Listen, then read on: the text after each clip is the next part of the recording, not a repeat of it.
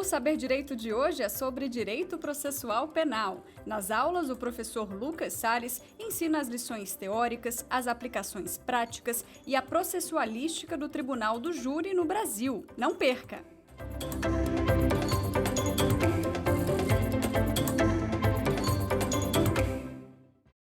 Olá, tudo tranquilo? Sempre uma satisfação, um enorme prazer receber esse convite do Saber Direito pela TV Justiça para falarmos um pouco a respeito de temas sempre tão importantes. Todos nós que acompanhamos esses materiais, essas aulas e essas transmissões, sabemos a importância que isso tem, tanto para os operadores do direito, como para quaisquer pessoas com curiosidade a respeito de assuntos e de matérias tão importantes. O meu nome é Lucas Salles, eu sou juiz de direito aqui no Tribunal de Justiça do Distrito Federal.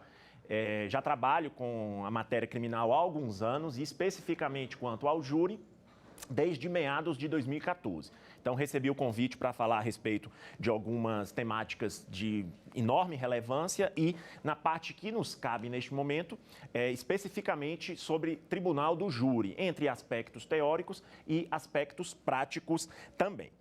Na aula 1, a gente tem um tópico de ensinamentos preliminares, ensinamentos iniciais que devem sempre mencionar algumas compreensões iniciais do Instituto do Júri, dentre as quais um escoço histórico, um breve delineamento a respeito da origem histórica do Instituto do Tribunal do Júri. Vamos falar também sobre a sua previsão, seja num campo estrangeiro, seja no campo do direito pátrio, né? O Tribunal do Júri, que remonta a historicidades muito antigas no tempo.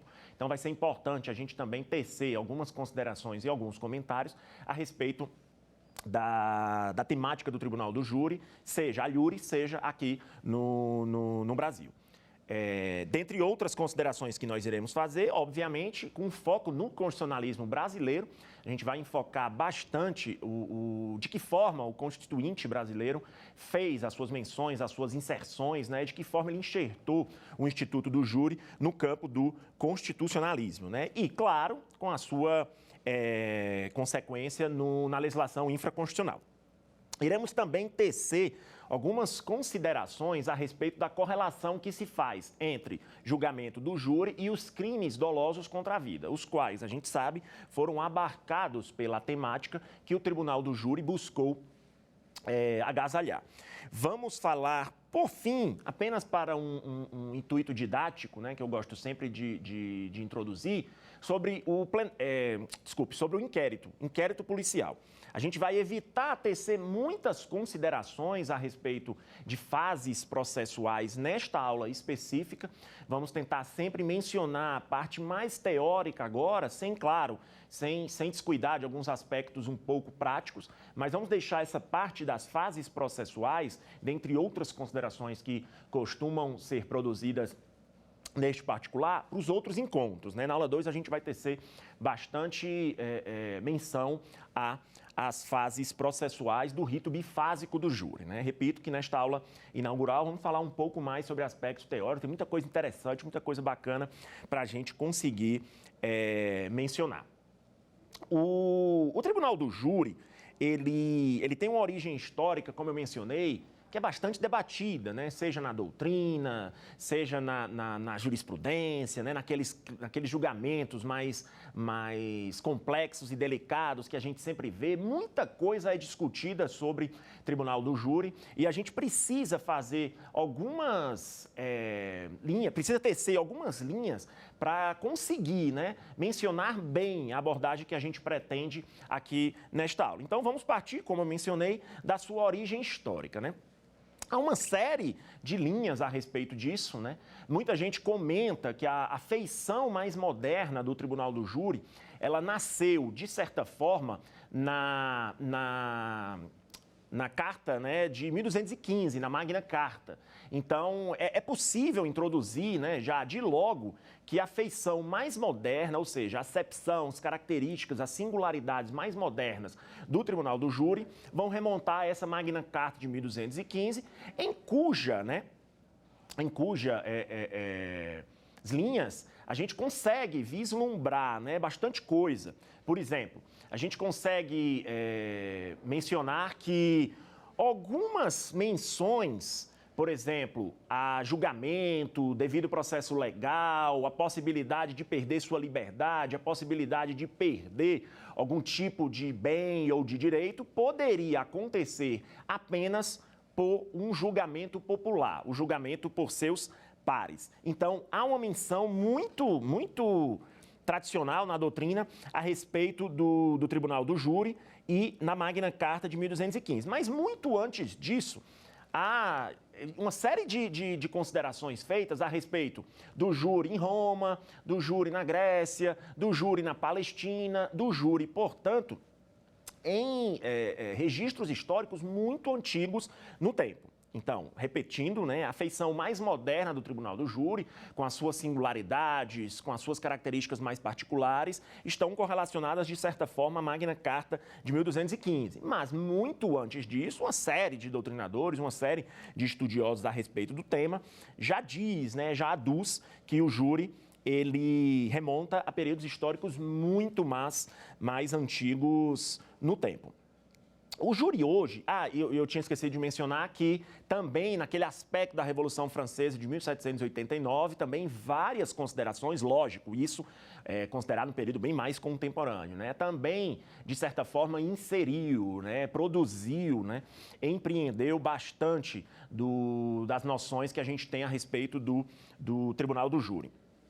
Um aspecto muito importante a ser considerado é que o júri hoje, em uma série de versões, né, que é sempre dita, ele tem minoritariedade no mundo. Tá? O júri, é válido sempre falar isso, ele tem, de certa forma, uma amplitude minoritária, né? O que é que eu estou querendo dizer com isso? Quando a gente faz um estudo histórico, um estudo mais global a respeito da instituição, a gente verifica que o Tribunal do Júri, ou seja, o julgamento popular, ele praticamente, né, ele se espraiou bastante nos países da Common Law, né? A gente tem ali Reino Unido, Austrália, Escócia, Irlanda, né? Dentre todos aqueles outros países daquela região, né? Então, em outros países, como é o caso de Portugal, como é o caso da França, como é o caso da Espanha, como é o caso da Itália,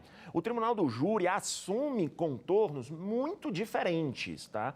Muitas vezes, inclusive, de julgamentos mistos, né?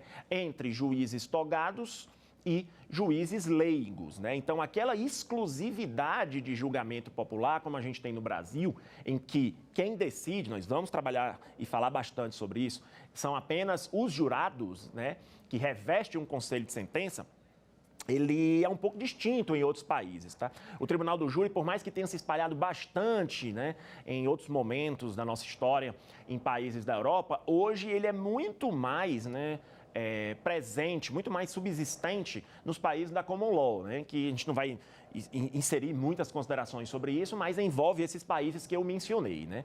O Reino Unido, né, tem essa presença, a Escócia, a Irlanda, a Austrália, né, dentre outras nações. E, óbvio, não podemos deixar de considerar sempre os Estados Unidos, né? Onde a instituição do júri, ela assume uma relevância extremamente significativa, né? A gente vê isso em muito filme, a gente vê isso em muitos documentários, né? Novela, o que seja. O Tribunal do Júri nos Estados Unidos, assim como no Brasil, né? E é preciso sempre ser dito por conta do caráter mais sintético e mais enxuto da Constituição americana, ele tem previsão constitucional. Né? Então, é bem importante, quando a gente analisa os aspectos constitucionais da Constituição norte-americana, né, de séculos, a gente consegue enxergar bastante isso aqui que eu estou falando, né? Seja por meio de emendas constitucionais, seja por meio de previsões originárias, seja por meio de previsões derivadas. Certo é que, nos Estados Unidos, o júri tem uma importância ímpar, tá? Para causas cíveis e para causas criminais, tá? Nos Estados Unidos, portanto, tem essa peculiaridade. E repetindo, sempre importante a gente reforçar isso bem, sobretudo na primeira aula, o Tribunal do Júri em outros países, dentre os quais esses que eu mencionei, acrescento, né, logicamente, Alemanha, e já disse sobre Itália, França e Espanha, não há aquelas características mais particulares que denotam, né, o que o júri representa aqui no Brasil. Nesses outros países, por exemplo, a gente tem muito o caráter misto, né, e heterogêneo da instituição do júri. Falando sobre esses aspectos, a gente vai um pouco agora para a previsão do júri nas constituições brasileiras, né? O Tribunal do Júri no Brasil, ele tem uma previsão desde seu início. Ele nasceu ali por volta de 1822, antes mesmo, portanto, da nossa primeira Constituição, a Constituição de 1824, né, ainda no período imperial. O Tribunal do Júri já tinha uma previsão ali de algumas legislações, de alguns decretos regulamentares, né, essa legislação já em período anterior, né, reforço, à Constituição de 1824. O júri, inicialmente, ele tinha, já na Constituição Imperial a qual eu me referi, vinculação para causas cíveis e para causas criminais. E o júri, interessante notar, na Constituição de 1824, ele abarca, melhor dizendo, né, além dessas causas cíveis e criminais, um conteúdo que é interessante. O júri era previsto lá no capítulo do Poder Judiciário, né? Hoje, diferentemente, e em outros textos constitucionais, né, aqui e em outros países, o júri é considerado direito e garantia individual. A gente vai falar sobre isso mais para frente. Então, é importante notar que em 1824, o Tribunal do Júri estava previsto num capítulo específico do Poder Judiciário, né, lá no artigo 150 e pouquinho da Constituição de 1824. Repito, novamente, para causas cíveis e criminais, né? Causas cíveis hoje, o júri na Constituição de 88, não se associam, né? Diferentemente dos Estados Unidos, por exemplo. Então, no Brasil hoje, a competência na Constituição, vamos falar sobre isso já, é para julgamento de crimes, né? E vou tecer, né? Vou esclarecer algumas considerações a respeito disso. Sempre se manteve a previsão do júri nas nossas constituições, com uma exceção apenas, né? A Constituição de 37 fez uma exclusão muito específica a respeito do Instituto do Júri.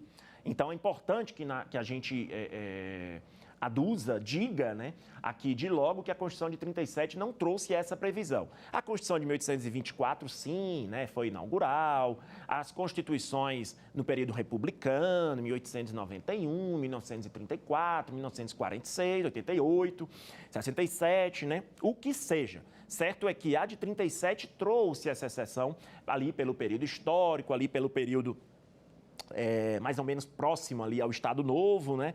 E houve essa ausência, né, de previsão do Instituto do Júri. O restante da nossa evolução constitucional, né, a gente não tem, por espaço didático, por espaço material, como considerar muitas outras coisas a mais a respeito disso, não trouxe a Constituição de 37 um Instituto do Júri. Mas logo depois, é importante que seja dito, e poucos anos depois, né, já houve uma legislação de acréscimo que voltou, né, entre aspas, ressuscitou ali a previsão do júri. Mas como a outra Constituição vai aparecer apenas anos depois, né, sobretudo falo aqui da de 1946, então esse registro da ausência da Constituição de 37 a respeito do Instituto do Júri é sempre digno, esse registro é sempre digno de consideração. Algumas considerações que eu gosto sempre de sublinhar a respeito do Tribunal do Júri. Existe uma discussão muito interessante, sobretudo entre os especializados, né, a respeito dessa temática tão importante, que é o seguinte: qual é a explicação, né, para o julgamento dos crimes que chegam, né, que desaguam no Tribunal do Júri? O júri, né, já antecipo, ele, na maioria das vezes, e aqui no Brasil isso é importante que seja dito, ele enaltece o julgamento dos crimes dolosos contra a vida, né? São aqueles crimes realmente mais graves, né, inseridos em uma discussão bem problemática, seja socialmente, seja historicamente. A gente vê isso o tempo todo na mídia, nos jornais, nas nossas discussões mesmo do dia a dia, do cotidiano, sobre a importância que isso implica, né? Então, que explicação deve ser feita a isso? É uma explicação ontológica, uma explicação filosófica, uma explicação psicológica, ou foi política legislativa? Eu vou inserir os crimes dolosos contra a vida porque eu quero inserir, eu, legislador. Então, uma série de discussões, uma miríade interminável de complexidades a respeito disso. Então, alguns doutrinadores vão falar, não, foi política legislativa, poderia ser qualquer crime. Poderia ser o estupro, poderia ser o roubo, poderia ser o latrocínio, poderia ser um crime contra o patrimônio. Mas outros dizem, a explicação é um pouco mais ontológica, um pouco mais filosófica, é um pouco mais psicológica, né? Então, doutrinadores vão dizer que os crimes dolosos contra a vida realmente beiram ali uma subjetividade que deve ser atribuída em suas definições, em suas amplitudes, em suas resoluções, atribuídas a um julgamento popular, por um colegiado, portanto, não apenas por um juiz togado, e outros vão dizer, como eu disse, né, como eu mencionei, não, é uma política legislativa. Qualquer crime poderia acontecer. E eu falo isso porque em outros países isso acontece, a política legislativa. A gente tem na Inglaterra, a gente tem na França, a gente tem em Portugal, em todos esses países que eu mencionei, uma série de variações. O júri muitas vezes julga também o estupro, o júri muitas vezes julga crimes ambientais, o júri muitas vezes julga alguns crimes de natureza um pouquinho mais econômica. Aqui no Brasil, crimes dolosos contra a vida. E é assim também em inúmeras outras nações. Qual é a razão, portanto, para a assunção pelo Tribunal do Júri desses crimes tão delicados, né? Os crimes dolosos contra a vida? Então, como eu mencionei, a abordagem é entre uma natureza ontológica, filosófica e psicológica. Aqueles crimes são mais graves, têm características mais singulares, têm características mais particulares que devem permitir que se evite um juiz togado e se permita, né, ou seja, se atribua a juízes colegiados a decisão sobre o tema, né? E outros vão dizer que é política legislativa. Como eu disse, gosto sempre de salientar que a variedade é imensa entre os países, né? Tem países que abordam crimes diversos e tem países que assumem essa questão da competência dos crimes dolosos contra a vida. Vou mencionar um pouco mais à frente algumas complexidades a respeito disso, né? Então, eu particularmente entendo, sim, a delicadeza, né, a singularidade, o caráter bem distinto que a instituição representa e a natureza ontológica e filosófica de atribuir crimes tão severos para um julgamento colegiado, ela tem bastante importância. Isso não despreza, porém, que o legislador, né, em muitos casos, obviamente, o constituinte pode fazer as suas escolhas e as suas opções. Então, um misto entre as duas correntes, né? Creio que abordar todas essas opções, né, é sempre válido, né? Então, não deixa de ser política legislativa, mas, claro, há toda uma natureza filosófica e psicológica que permite que se atribua, né, que se confira a um tribunal popular colegiado a decisão dessas ilicitudes. Outra discussão muito interessante no Tribunal do Júri, que faz também uma diferenciação entre o que acontece no estrangeiro e o que acontece no Brasil, é a respeito do sistema da íntima convicção. Aqui no Brasil, os júris ainda acontecem baseados no sistema da íntima convicção. Os jurados, em resumo, não precisam fundamentar o sim e o não. A gente vai falar sobre isso ao longo de todo o curso, vai ter bastante coisa para abordarmos, mas de logo eu digo, né, os jurados não precisam fundamentar. Então, eles dizem lá na cédula sim, eles dizem lá na cédula não. Eles não precisam fundamentar. Diferente do juiz de direito, que vai abordar toda a fundamentação, vai colocar o que é que ele entende, o que é que a doutrina diz, o que é que a legislação aborda, o que é que a jurisprudência contempla. Os jurados não precisam fundamentar. Mas isso não acontece em todos os países. Há países, tá, alguns países europeus, em que a fundamentação deve preponderar. Os jurados também decidem, tá, de modo justificado, ou seja, precisam pormenorizar as suas argumentações. Então, é muito discutido também, há doutrinadores, inclusive no Brasil, certo, que trazem assertivas bem importantes a respeito da incompatibilidade entre o sistema da íntima convicção e o princípio da fundamentação das decisões judiciais, que está previsto, tá, no artigo 93 da nossa Constituição. Então, há doutrinadores que dizem, poxa, por que o júri tem que ser exceção? O júri deveria fundamentar. Mas aqui no Brasil, dentre os princípios, né, sobre os quais a gente vai sempre falar, ainda se tem o entendimento de que o júri é preservado, né, é protegido e tutelado pelo sistema da íntima convicção. Outro assunto bem relevante, o júri é renunciável, o julgamento ao júri ele pode ser renunciável, ou seja, o acusado pode, de certa forma, dizer, não, eu não quero, de certa forma, eu não quero de forma alguma, eu não quero absolutamente ser julgado pelo tribunal do júri. Isso acontece, gente. Nos Estados Unidos, por exemplo, dependendo, lógico, né, os estados legislam sobre direito penal, tem muita coisa nos Estados Unidos que desponta com muita diferença, né? Mas o acusado pode. Muitas vezes ele assume a culpa, ele admite, eu sou culpado mesmo, e aí o julgamento popular não acontece. Em outros países, por exemplo, o Ministério Público, né, o órgão acusador, é quem decide, né, se ele vai ser submetido a júri popular ou não. Então, além da renunciabilidade, ou seja, do caráter, né, de certa forma, dispositivo daquilo dali, há países em que o julgamento popular pode nem acontecer, por opção do acusado, por opção da defesa, por opção do Ministério Público. Aqui no Brasil, o assunto é pouco. Eu admito que ele é pouco, né, discutido, pouco debatido. Não se tem casos dessa renunciabilidade, né? O assunto realmente, portanto, ele deixa claro que no Brasil, pelo que se compreende, né, de certa forma quase de modo unânime, o julgamento pelo Tribunal do Júri ele é uma questão de obrigação. O jurado é que vai decidir, o corpo de sentenças é que vai decidir a respeito daquele tema e, portanto, o julgamento não pode ser afastado. Falei das cortes mistas que são justamente uma grande diferença, né, que acontece entre Brasil e estrangeiro, entre Brasil e países europeus, entre países europeus e outros países americanos, que é aquele ponto. É exclusivo o julgamento?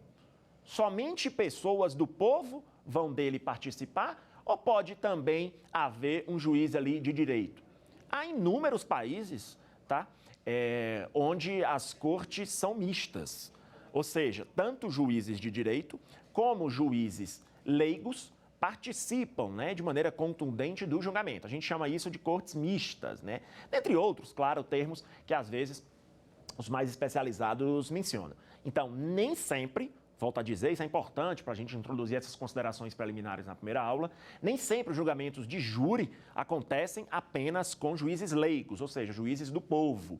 Tá? Que não são concursados, que não são togados, etc. Há alguns países em que acontece essa mesclagem, né? E isso desnatura, professor, o Instituto do Júri, é sempre, né, como tudo no júri, uma abordagem um pouco difusa de ser feita, né? Há quem diga que desnatura, porque não seria somente representante do povo, mas eu particularmente compreendo que não deixa de ser um julgamento popular, porém com algumas misturas, né, com algumas heterogeneidades que caracterizam esse fenômeno, ou seja, juízes togados e juízes populares, né, ou seja, leigos.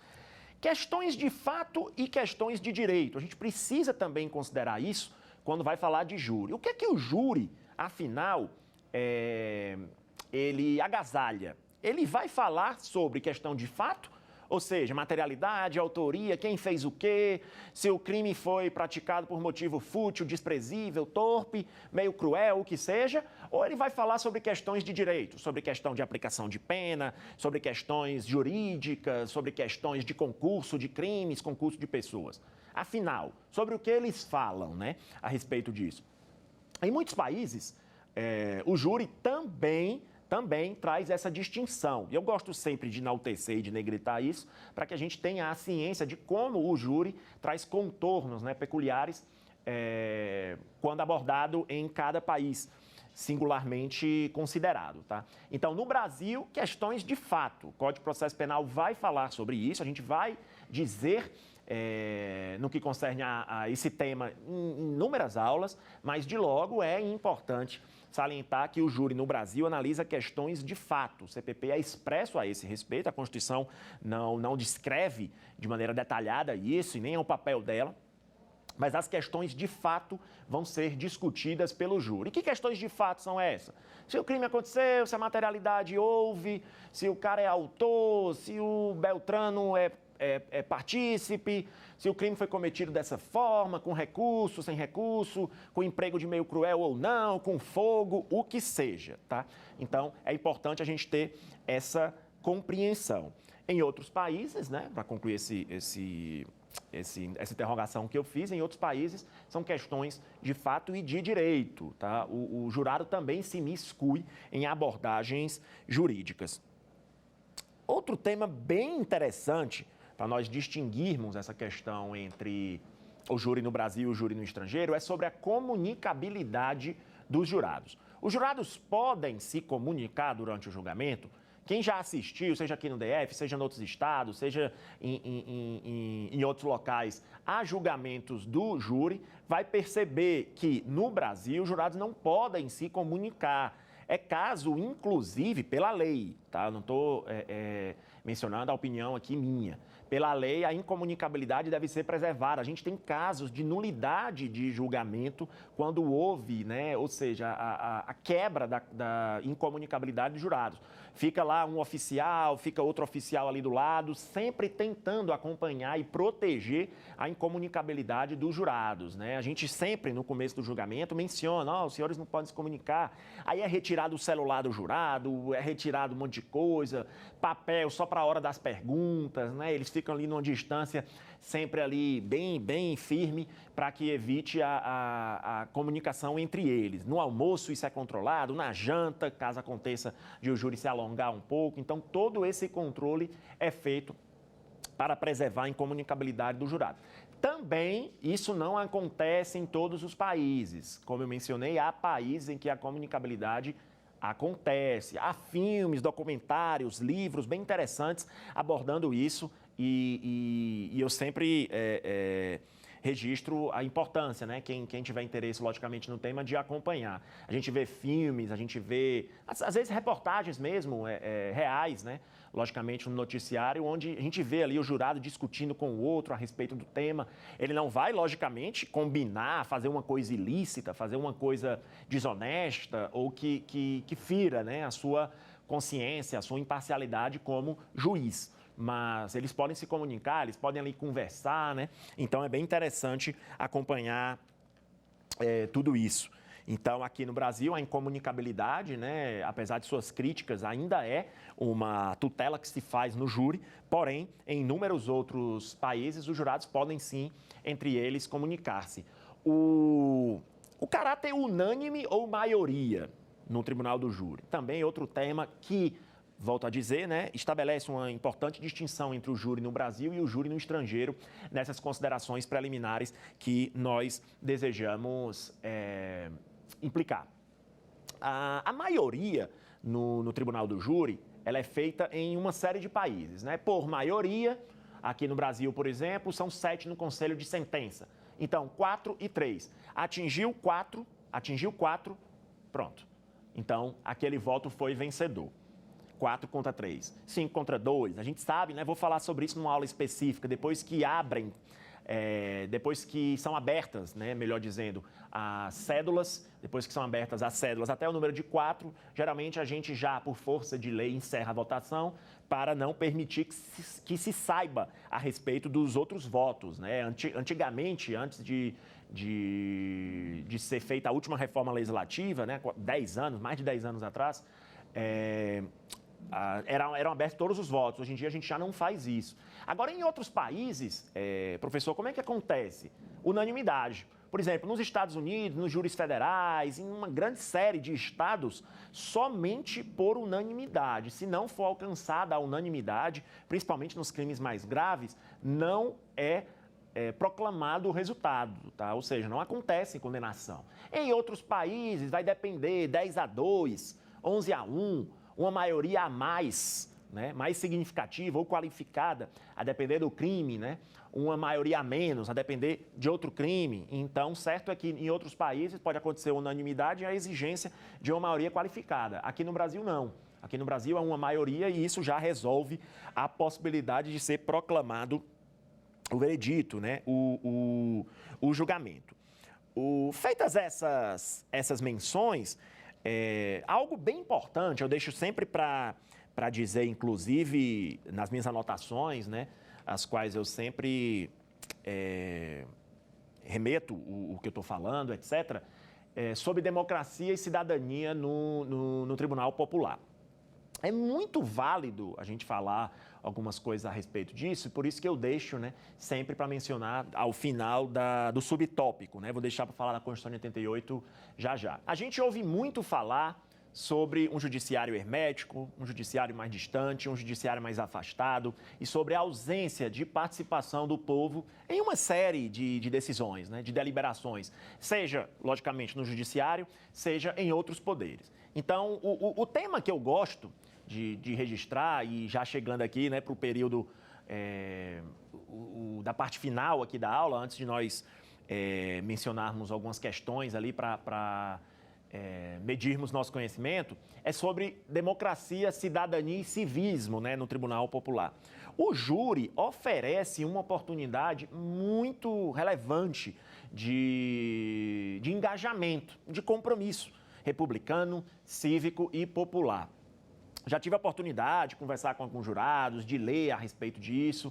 Então, muitos ficam bem orgulhosos, bem admirados, né, de participar de um julgamento, de poder compreender as nuances de um processo, seja analisando um laudo, seja analisando um depoimento, seja enxergando a figura do promotor, do juiz, da defesa, dos estudantes, né, dos familiares de vítima, de réu. Então, olha, professor, olha, promotor, olha a defesa, eu participei ali de um julgamento, foi bem interessante, me senti mais engajado ali com aquela comunidade. Então, o júri, ele é espelho, né, e reflexo, né? Ele assume essa característica bem difusa, bem múltipla, do que a sociedade deve representar, né? Quando uma comarca X, uma cidade X, uma região administrativa Y decide a respeito de um caso que é submetido ao júri popular, tá? É a sociedade dando resposta àquele fenômeno criminoso que aconteceu na sua região. Então, isso é caracterizado mesmo, né, como produto e irradiação democrática. Então, o júri oferece essa possibilidade, né, de engajar, né, a cidadania, de fortalecer e robustecer as nossas características republicanas, as nossas preferências populares e democráticas, né? E lógico, né, a nossa Constituição brasileira, ela se funda no Estado de Direito com um plus da democracia, né? Ou seja, possibilidades dos cidadãos realizarem, né, aquilo que lhes é de interesse, né? Lhe é de interesse. Então, a cidadania e a democracia são bem representadas pelo Tribunal Popular. A previsão na Constituição de 88, e agora eu já começo a falar especificamente sobre a Constituição brasileira, nossa de 1988, ela é inserida, né, no artigo 5º da Constituição, Direitos e Garantias Individuais e Coletivos, no seu inciso 38.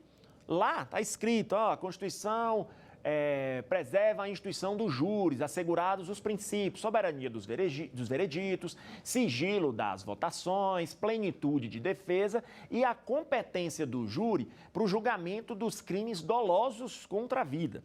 Esses são os princípios esculpidos no inciso 38 da Constituição de 88. E vem aqui uma grande discussão, né? O júri, afinal, ele é direito e garantia, ele é apenas uma possibilidade, como eu mencionei em alguns países, né, de ser renunciado, ele pode conviver paralelamente com outras possibilidades de julgamento, caso haja um crime doloso contra a vida, ele é obrigação, afinal, qual é a sua natureza, né? Então, é bem válido constatar que grande parte, né, dos estudiosos, dos doutrinadores, dos processualistas, dos juristas, consigna que o júri seria, inclusive, uma cláusula pétrea, né, porque está previsto no artigo 5º, e o artigo 5º, né, é correlacionado lá na parte das emendas, né? Quando a gente diz lá no processo legislativo o que é que pode ser objeto de emenda, o que é que não pode ser objeto de emenda. E os direitos e garantias individuais estão inseridos lá no seu artigo 60 como cláusulas pétreas. Então, o júri seria inderrogável, ele seria insubtraível ali da Constituição de 1988. Agora tem mais, né? isso é muito discutido também se o legislador, ou por meio de emenda constitucional, ou por meio de legislação infraconstitucional, ele pode ampliar a competência do júri. Lucas, pode ser inserido o crime de roubo, pode ser inserido o crime de estupro, né? Vamos falar de crimes graves. Pode ser inserida a lesão corporal grave, pode ser inserida a ameaça no ambiente doméstico, né? Vamos falar de crimes também que, entre aspas, né, estão lamentavelmente aí na moda. Pode ser inserida outra série de crimes. Há, sim, importantes entendimentos no sentido de que a competência estabelecida pela Constituição de 88 foi uma competência mínima, ou seja, sem prejuízo de ser ampliada para outros delitos. Não foi. Não foi. No Brasil, a gente tem os crimes, homicídio, aborto, infanticídio e ajuda, né, instigação, induzimento ao suicídio ou à automutilação. A automutilação foi uma inovação bem recente do legislador que ingressou muito naquele cenário. A gente via, né, muito aqueles fenômenos, né, relacionados à automutilação, vídeos que induziam crianças, né, a se automutilar, alguns jogos, né, alguns programas, alguns aplicativos, né, que infelizmente também viraram notícia no Brasil e no mundo, né, a respeito disso. Então, induzimento, instigação, auxílio ao suicídio e à automutilação é o último, né, dos crimes dolosos contra a vida previstos, né, no ordenamento penal. Mas pode ser ampliada essa competência, não há prejuízo a que isso aconteça. É claro que o projeto legislativo, o projeto constitucional, de emenda, etc., tem que ser muito bem analisado para que seja aferida a sua constitucionalidade, seu detalhamento, mas certo é que não há, a priori, nenhum óbice para que essa competência seja, de certa forma, ampliada. E uma simbologia muito fácil de ser dita a esse respeito é que os próprios legisladores, né, a própria jurisprudência nunca deixou de admitir a competência do júri para os crimes conexos. O que são crimes conexos, professor? O rapaz comete um crime de homicídio e, ao mesmo tempo, utilizou um menor, corrupção de menor. O crime conexo vai para o júri. O rapaz praticou um homicídio e, ao mesmo tempo, utilizou 6 armas e foi denunciado por porte de arma em um contexto diferente, um contexto autônomo. O rapaz praticou o homicídio e também praticou roubo, em contextos ali diversos, porém conexos. Então, delito conexo também, naturalmente, tá? Isso acontece em inúmeros julgamentos. O delito conexo é decidido pelo Tribunal Popular. Então, isso é uma prova de que apenas os crimes, de que não são apenas os crimes dolosos contra a vida que sofrem a incidência, né, do julgamento popular. E para concluir este tópico, especificamente antes de nós passarmos para o quiz e alguns questionamentos que serão feitos, o inquérito policial no júri, ele segue a mesma linha, né, que é inserida e desenhada no CPP, no Código de Processo Penal. Não há nenhuma distinção significativa a esse respeito, a não ser, obviamente, em alguns dispositivos que fazem referência apenas ao rito bifásico do júri, sobre o qual a gente vai falar oportunamente no segundo encontro.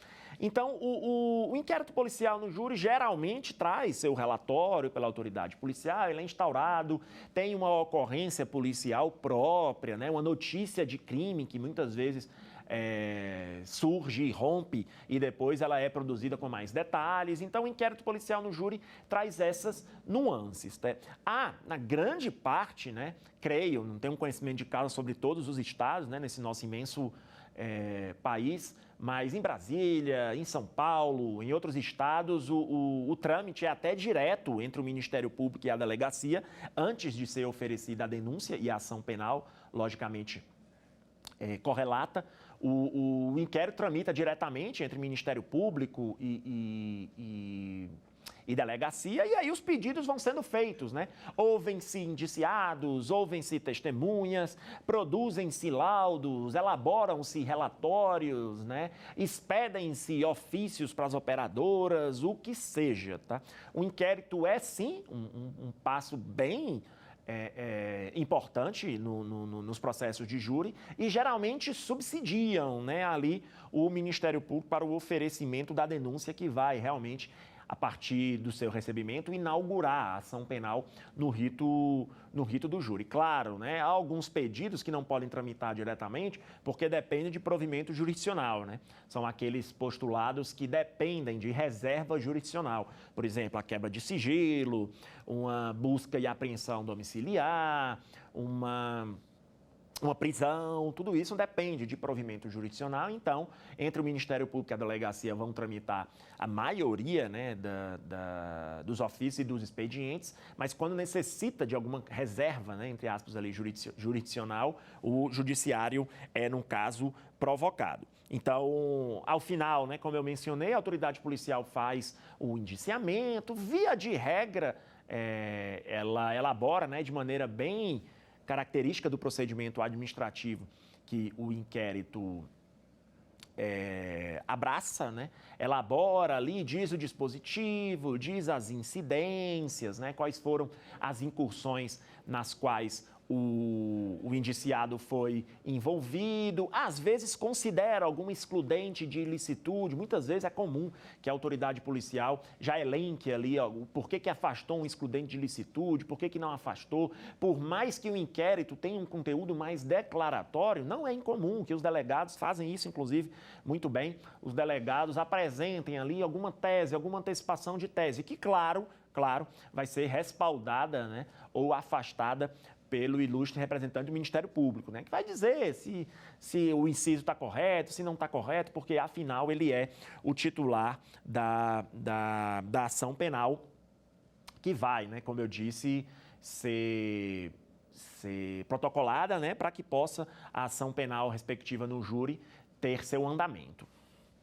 Então é isso, as considerações são essas, a origem histórica do Tribunal do Júri, com sua grande relevância, a Constituição brasileira, com as suas previsões, como eu mencionei, né? Desde ali o Império, 1824, até 1988, né? Que é a nossa Constituição vigente, né? Que agasalhou, abraçou, contemplou, né? E prestigiou bastante o caráter democrático, republicano e cívico do Tribunal do Júri. A sua competência, como eu gosto sempre de negritar, para crimes dolosos, né? Crimes dolosos contra a vida e no seu caráter ontológico e filosófico, né? São crimes realmente de magnitude muito importante. É tênue a linha entre o objetivo e o subjetivo no Tribunal do Júri, por isso que muitos países preferiram deixar os crimes dolosos contra a vida para o julgamento por seus pares.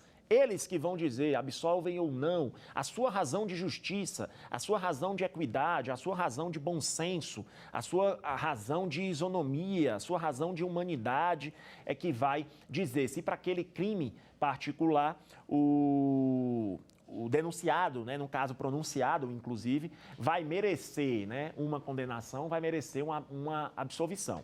Porém, não deixou de ser política legislativa, porque, como eu mencionei, né, o legislador pode introduzir alguns crimes, pode introduzir algumas variações por didática legislativa, né, por preferências legislativas, sem que seja necessário abordar por obrigação, né, um caráter filosófico ou ontológico. E o inquérito policial, logicamente, ele é dispensável, vou falar sobre isso depois, ele é dispensável, mas no rito do júri, geralmente ele acompanha a denúncia porque vai subsidiar, vai municiar, né, vai servir de elemento a mais para que o promotor consiga, né, principalmente quando falta alguma prova mais técnica ou algo nesse sentido, utilizar os depoimentos, utilizar os relatórios, utilizar todas essas variações para que possa, né, de maneira mais contundente e firme, oferecer a sua denúncia. Vamos lá então para o nosso quiz agora. Qual das constituições brasileiras abaixo citadas não previu a instituição no Tribunal do Júri? Abordei no item A, né?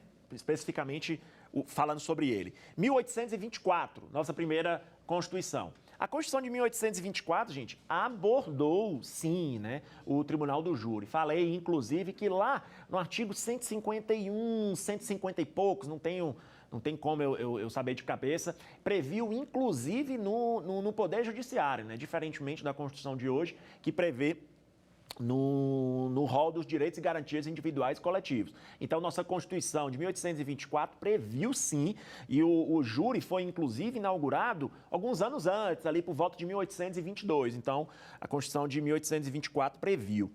A Constituição de 1891, a republicana, também trouxe a previsão do Instituto do Júri, tá? Não houve nenhuma exceção em todo esse lapso, né, de quase 70 anos. O Tribunal do Júri continuou sendo previsto, aconteceu normalmente, claro, né, com todas as distinções e mesclagens que eram feitas entre os ordenamentos ali da época de entre 1824 e 1891. Claro que não era a mesma, não tinha a mesma suficiência, a mesma característica, né,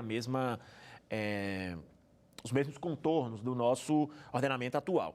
A de 1946, comentei, inclusive, ela traz uma grande importância por conta do seguinte: como em 37 houve a exclusão do Tribunal do Júri, como eu comentei com muita ênfase, como a Constituição de 37 trouxe a exclusão, a Constituição de 46, ela, de certa forma, ela retornou a previsão do Tribunal do Júri para o corpo do nosso ordenamento. Mencionei logo no começo a exclusão que a Constituição de 37 faz. Então, a de 1946 é que, até usei o termo, ela ressuscitou a previsão do júri, né, que foi excluída em 37, né? E disse, inclusive, que logo depois de 37, ali por volta de 39, 38, realmente são muitas as legislações que foram feitas naquele período, o júri já voltou. Então, em 1946, é válido sim constatar que foi reinaugurado, né, o Tribunal do Júri. Então, a resposta verdadeira, inevitavelmente, seria o item D, né? Não tem nenhuma dessas respostas, porque, logicamente, o júri ele foi sendo previsto. Depois de 46, teve a de 67, teve aquela discussão sobre 69, né? Muitos dizem que não foi Constituição, outros dizem que foi, né, a emenda. Então, toda essa margem histórica trouxe de previsão, sim, o Tribunal do Júri. Então, o item D seria a nossa resposta, né, feitos esses resumos, né, relevantes a respeito destas notas. Vamos ver aí o que é que tem de outro questionamento.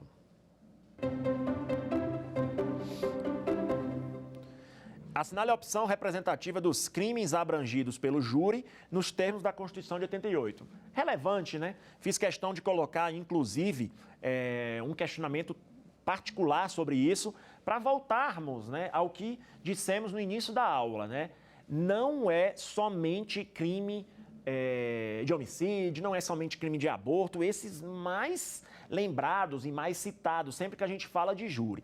Há países, tá, isso gera muitas vezes confusão, que abordam vários delitos, né? Esquece as causas cíveis, nem estou falando disso, que também é abrangido por outros júris. Estou falando de delitos. Há país que considera o estupro, há país que considera crime em meio ambiente, ordem econômica, dentre outras variações, tá? Contra o patrimônio, como eu mencionei. Então, o que é válido mencionar no nosso encontro é o quanto o júri tem, né, esse caráter plural. Ele varia de ordenamento para ordenamento, uma multiplicidade de discussões, de temáticas, de contornos legais, de contornos processuais, quais os crimes que são abrangidos, quais não são. Então, fiz questão de mencionar isso para que nós pudéssemos introduzir no quiz um questionamento bem relevante, né? Por mais simples, depois que a gente estuda a matéria, por mais simples que possa parecer. Então, o item A não é abordado pelo nosso legislador. Crimes dolosos contra o patrimônio não é abordado. Os crimes dolosos contra a dignidade sexual, expliquei, inclusive, que alguns ordenamentos protegem o estupro. E vez ou outra tem a discussão sobre estupro, lógico, né, pela barbaridade e pelo caráter, né, grave, né, gravíssimo, horrendo, que o crime de estupro, por exemplo, representa, dentre outros, contra a dignidade sexual. Mas não é o caso na Constituição Brasileira de 88. Crimes dolosos contra a vida será a nossa resposta, mas quanto ao item D, crimes dolosos contra a administração pública, também é sempre citado o delito contra a administração, não necessariamente para o júri. mas no recrudescimento, na força e no quanto se pede para que sejam robustecidos, né, os detalhes, né, do crime contra a administração pública, crime de corrupção, crime de colarinho branco, lavagem de capitais, sonegação. Né? Existem muitos projetos que dizem o tempo todo, vamos aumentar a pena, vamos aumentar a pena, vamos aumentar a punição, porque a gente sabe, né, principalmente por conta da Operação Lava Jato, né, que, para citar um marco aí, visto como um marco aí no nosso sistema, os crimes dolosos contra a administração pública são sempre mencionados, né, com seu caráter de clamor, né, necessita-se, deseja-se, né, pretensamente que se puna com mais vigor. A pena é baixa sim, não se discute, mas eu me refiro a várias outras coisas, né, entre regime de pena, caráter hediondo ou não, progressão de regime. Então, vários desses delitos aqui que eu mencionei estão sempre na pauta do dia para serem discutidos a partir da sua gravidade, né? Mas no que nos interessa aqui especificamente é o item C, porque nos termos da Constituição Brasileira de 88, os crimes dolosos contra a vida, como eu citei, serve de resumo, né? Homicídio, infanticídio, aborto e o induzimento, instigação, o auxílio, a suicídio, a automutilação, né? São importantes de serem mencionados sempre porque são os crimes dolosos contra a vida.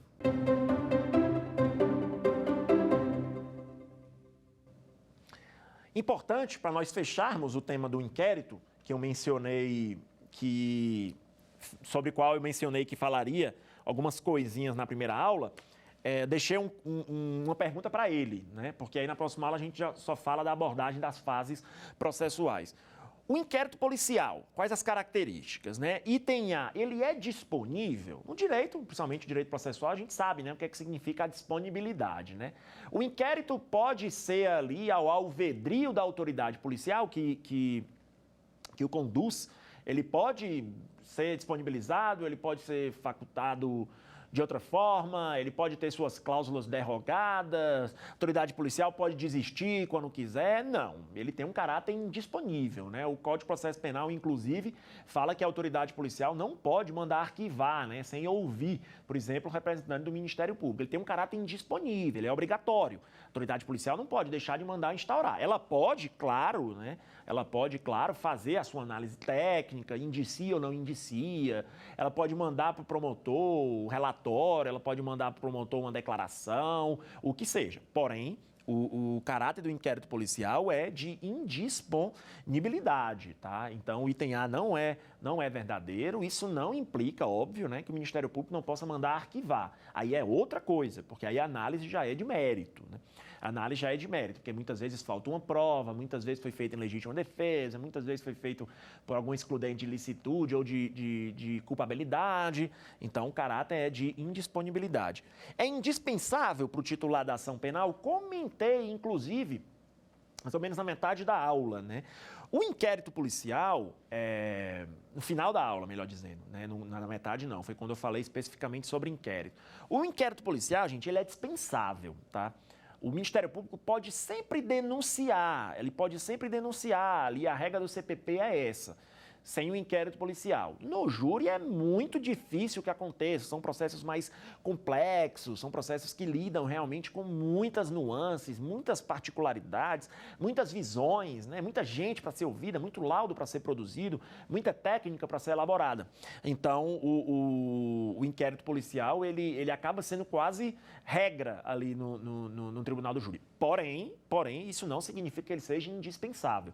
Ele é dispensável e a autoridade policial pode propor a ação penal correspondente sem ele. O titular da queixa, por exemplo, pode oferecer, né, a ação penal privada, né, que a queixa nada mais é do que a petição inicial que inaugura, né, a ação penal privada, pode oferecer sem inquérito. Então, o inquérito por si só, né, usando termos bem simples, ele é dispensável. Inquisitorial... característica inquisitorial, sim, essa é a nossa resposta. Vamos aqui para o público, só para fazer algumas considerações, gente. O inquérito policial, ele é de natureza sigilosa, Tá? A ação penal, a não ser segredo de justiça, claro, é que é sigilosa. A ação penal é que é pública, tá? A ação penal é pública, ela é disponibilizada para todo mundo. A publicidade é princípio lógico, né? Lógico e regra, né? E regra no nosso ordenamento. Então, a ação penal, ela é logicamente pública. O inquérito é sigiloso. A autoridade policial ainda está colhendo alguns expedientes, ainda está efetuando algumas diligências, está ouvindo gente, está colhendo decisão, está pedindo prisão, está pedindo busca. Então, na delegacia, a não ser, a gente sabe que tem súmula vinculante sobre isso, tem ordenamento que protege isso, a não ser que seja algo que recaia sobre um direito meu, alguma prova já documentada, já registrada, aí, obviamente, o advogado, a defesa, o Ministério Público vão ter livre acesso ali àquilo ali. Mas diligências em andamento, ainda sendo produzidas, ainda sendo elaboradas, tornam uma natureza do inquérito de sigilo. O inquérito, portanto, neste ponto, a gente precisa rebater, ele não tem nada de público. A natureza característica, né, característica mesmo do inquérito, a sua naturalidade, o seu caráter intrínseco é de sigilo, tá? Então, a resposta é C, inquisitorial, porque o inquérito policial, ele busca justamente, o termo vem de inquirições, né? Ele busca justamente, o intuito dele é buscar investigações, buscar diligências, presidir a elaboração de relatórios policiais, oitivas, é aquele contato inicial que a autoridade policial tem, né? De dizer exatamente o quanto representa ali aquilo para o crime que está sendo investigado.